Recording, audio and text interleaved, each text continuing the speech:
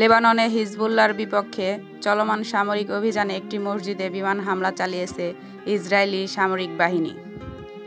অভিযোগ উঠেছে, বেসামরিক অবকাঠামোকে লক্ষ্যবস্তু বানাচ্ছে ইসরায়েল। হাসপাতাল, ত্রাণ কার্যক্রম স্থলের পর এবার ইসরায়েলি অভিযানে মসজিদের মতো স্থাপনাও হামলা হলো। শনিবার 5 অক্টোবর এক প্রতিবেদনে খবর দিয়েছে আল জাজিরা। এক বিবৃতিতে এটি নিশ্চিত করেছে ইসরায়েলি প্রতিরক্ষা বাহিনীও। ইসরায়েলের বিবৃতিতে বলা হয়েছে, তারা দক্ষিণ লেবাননে একটি মসজিদের ভিতরে হিজবুল্লাহর যোদ্ধাদের উপর হামলা করেছে।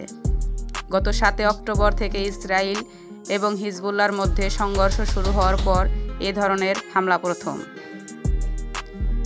বিবৃতিতে আরও বলা হয়, আইডিএফ গোয়েন্দাদের নির্দেশে আইএএফ হিজবুল্লাহর সন্ত্রাসীদেরকে আঘাত করেছে, যারা দক্ষিণ লেবাননের সালাহ গান্দুর হাসপাতাল সংলগ্ন একটি মসজিদের ভিতরে অবস্থিত একটি কমান্ডো সেন্টারের মধ্যে কাজ করছিল।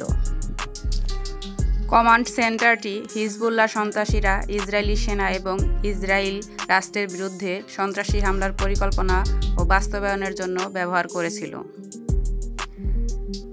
ইসরায়েলি হিজবুল্লাহ নিয়ন্ত্রিত ইসলামিক হেলথ কমিটি দ্বারা পরিচালিত সালাহ গান্দুর হাসপাতাল জানিয়েছে, এই হামলায় তাদের 9 জন চিকিৎসক ও নার্সিং স্টাফ গুরুতর আহত হয়েছে। ইসরায়েলি সামরিক বাহিনী মসজিদটিকে হামলার লক্ষ্যবস্তু করলেও হিজবুল্লাহর যোদ্ধারা যে সেখানে উপস্থিত ছিল সে ব্যাপারে কোনো প্রমাণ দিতে পারেনি।